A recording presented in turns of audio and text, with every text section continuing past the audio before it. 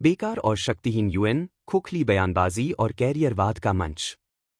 संयुक्त राष्ट्र यूएन, जिसे कभी अंतर्राष्ट्रीय कूटनीति और सहयोग के प्रतीक के रूप में देखा जाता था, अब एक नौकरशाही तमाशा बन गया है जिसका वैश्विक घटनाओं पर बहुत कम या कोई वास्तविक प्रभाव नहीं है।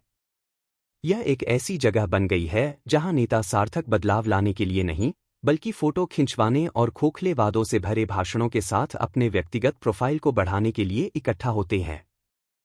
यूएन एक अप्रभावी संगठन साबित हुआ है जो निर्णय लागू करने या राष्ट्रों को कार्रवाई करने के लिए मजबूर करने में असमर्थ है। सबसे महत्वपूर्ण वैश्विक मुद्दों को संबोधित करने में इसकी प्रासंगिकता इस हद तक कम हो गई है कि यह मुख्य रूप से एक प्रतीकात्मक संस्था के रूप में मौजूद है जो न्यूनतम परिणाम देते हुए विशाल संसाधनों का उपभोग करती है। अपने मूल में, यूएन को अंतर्राष्ट्रीय शांति और सुरक्षा बनाए रखने, राष्ट्रों के बीच मैत्रीपूर्ण संबंध विकसित करने और सामाजिक प्रगति, बेहतर जीवन स्तर और मानवाधिकारों को बढ़ावा देने के लिए बनाया गया था। हालांकि पिछले कुछ वर्षों में यह इन बड़े लक्ष्यों को पूरा करने में बार बार विफल रहा है। अनगिनत सत्र आयोजित करने, प्रस्तावों का मसौदा तैयार करने और बयान जारी करने के बावजूद यूएन के पास अपने निर्णयों को लागू करने की कोई वास्तविक शक्ति नहीं है। यह विफलता इजरायल फिलिस्तीनी मुद्दे, यूक्रेन में युद्ध और गाजा में चल रहे नरसंहार जैसे संघर्षों में स्पष्ट रूप से दिखाई देती है। इन सभी मामलों में संयुक्त राष्ट्र या तो शक्तिहीन रहा है या प्रभावी ढंग से कार्य करने के लिए अनिच्छुक रहा है, जो इसकी संरचना और शक्तिशाली देशों के हितों से विवश है। वैश्विक संघर्षों में संयुक्त राष्ट्र की शक्तिहीनता। संयुक्त राष्ट्र की नपुंसकता का सबसे बड़ा उदाहरण इजरायल फिलिस्तीनी संघर्ष को हल करने में इसकी अक्षमता है।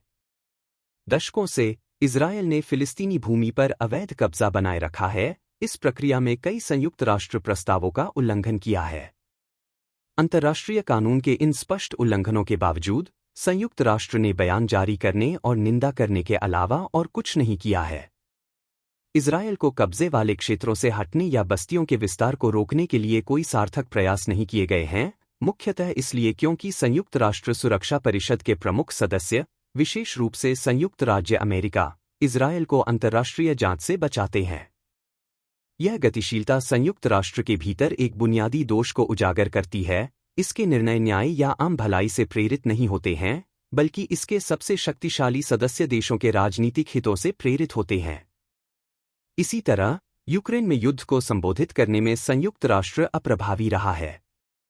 चूंकि रूस का आक्रमण इस क्षेत्र को तबाह कर रहा है, इसलिए संयुक्त राष्ट्र फिर से एक मूकदर्शक बनकर रह गया है, जो निर्णायक कार्रवाई करने में असमर्थ होने के बावजूद चिंता व्यक्त करने तक सीमित है। लाखों लोगों की पीड़ा के बावजूद संगठन सुरक्षा परिषद के स्थायी सदस्यों, जैसे कि रूस द्वारा इस्तेमाल की जाने वाली वीटो शक्ति से पंगु है। कार्रवाई की यही कमी गाजा में स्पष्ट है, जहां संयुक्त राष्ट्र फिलिस्तीनियों की सामूहिक हत्याओं और विस्थापन को रोकने में विफल रहा है।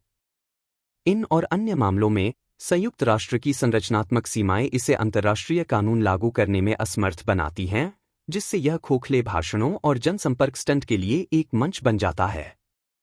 वैश्विक अभिजात वर्ग के लिए एक कैरियर प्लेटफॉर्म। जबकि संयुक्त राष्ट्र संघर्षों को हल करने या वैश्विक चुनौतियों का समाधान करने में अप्रभावी हो सकता है, यह एक और उद्देश्य पूरा करता है: राजनयिकों, नौकरशाहों और वैश्विक अभिजात वर्ग के लिए एक आकर्षक कैरियर प्लेटफॉर्म प्रदान करना। संयुक्त राष्ट्र में उच्च रैंकिंग वाले पदों के साथ पर्याप्त वेतन, उदार लाभ और एक अंतर्राष्ट्रीय राजनयिक भूमिका निभाने की प्रतिष्ठा मिलती है। कई लोगों के लिए संयुक्त राष्ट्र परिवर्तन लाने का स्थान नहीं है, बल्कि वैश्विक शासन, परामर्श या कॉर्पोरेट लॉबिंग में उच्च पदों के लिए एक कदम है। यह एक ऐसा संगठन बन गया है जो अपने संस्थापक मिशन को पूरा करने की तुलना में अपने अस्तित्व को बनाए रखने और कैरियर में उन्नति के अवसर प्रदान करने पर अधिक केंद्रित है। वैश्विक अभिजात वर्ग के हितों को बनाए रखने में संयुक्त राष्ट्र की भूमिका निर्विवाद है। रॉकफेलर परिवार ने दूसरों के बीच संयुक्त राष्ट्र की स्थापना में महत्वपूर्ण भूमिका निभाई, इसके मुख्यालय के लिए भूमि दान की और इसके शुरुआती विकास को आकार दिया। कई आलोचकों का तर्क है कि संयुक्त राष्ट्र इन धनी और शक्तिशाली परिवारों के हितों की सेवा करता है, जो पर्दे के पीछे से इसके एजेंडे को प्रभावित करते हैं। निर्णय इस आधार पर नहीं लिए जाते कि दुनिया के लिए क्या सबसे अच्छा है, बल्कि इस आधार पर लिए जाते हैं कि इन प्रभावशाली अभिनेताओं के हितों की क्या सेवा है। इस संदर्भ में संयुक्त राष्ट्र की निर्णायक रूप से कार्य करने में असमर्थता समझ में आती है। इसे वैश्विक यथास्थिति को चुनौती देने के लिए नहीं, बल्कि इसे बनाए रखने के लिए डिजाइन किया गया है। एक महंगा तमाशा। संयुक्त राष्ट्र की नपुंसकता को देखते हुए किसी को यह सवाल करना चाहिए कि दुनिया इस संगठन में इतना पैसा और समय क्यों लगा रही है।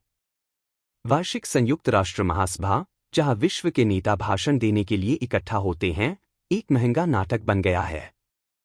नेता भाषण देने के लिए बड़ी संख्या में लोगों के साथ न्यूयॉर्क जाते हैं, जिन्हें दिए जाने के तुरंत बाद भुला दिया जाता है। ये भाषण अक्सर व्यक्तिगत और राजनीतिक मुद्रा के लिए मंच के रूप में काम आते हैं। उदाहरण के लिए, नेता इस अंतर्राष्ट्रीय मंच का उपयोग अपनी सार्वजनिक प्रोफाइल बनाने, अंतर्राष्ट्रीय संगठनों, गैर सरकारी संगठनों या कॉर्पोरेट बोर्डों में भविष्य की भूमिकाएं सुरक्षित करने के लिए करते हैं। इस अर्थ में संयुक्त राष्ट्र राजनीतिक और कूटनीतिक दिखावे का रंगमंच बन गया है, जो दुनिया की सबसे ज्यादा दबाव वाली समस्याओं की वास्तविकताओं से कटा हुआ है। दुनिया की सबसे कमजोर आबादी, जो युद्ध, अकाल, विस्थापन और उत्पीड़न से पीड़ित हैं, ऐसे समाधानों की प्रतीक्षा में छोड़ दी जाती हैं जो कभी नहीं आते। इस बीच संयुक्त राष्ट्र अपनी बैठकों की मेजबानी करना, अपने प्रस्ताव पारित करना और अपने धन को इकट्ठा करना जारी रखता है, लेकिन ये सब ठोस परिणाम नहीं देता। निष्कर्ष: एक पुरानी और अप्रभावी संस्था। संयुक्त राष्ट्र, जो कभी वैश्विक सहयोग की आशा का प्रतीक था, एक पुरानी और अप्रभावी संस्था बन गई है। निर्णयों को लागू करने की इसकी शक्ति की कमी, शक्तिशाली सदस्य राज्यों और वैश्विक अभिजात वर्ग द्वारा हेरफेर के लिए इसकी संवेदनशीलता ने इसे दुनिया के सबसे महत्वपूर्ण मुद्दों को संबोधित करने में लगभग बेकार बना दिया है। यह संगठन राजनयिकों और नौकरशाहों के लिए एक कैरियर मंच में तब्दील हो गया है, जो सार्थक बदलाव लाने की तुलना में अपने अस्तित्व को बनाए रखने के बारे में अधिक चिंतित है। अभूतपूर्व वैश्विक चुनौतियों के युग में यह स्पष्ट है कि दुनिया को नए समाधानों की आवश्यकता है, न कि शक्तिहीन संयुक्त राष्ट्र से और अधिक खोखले भाषणों की।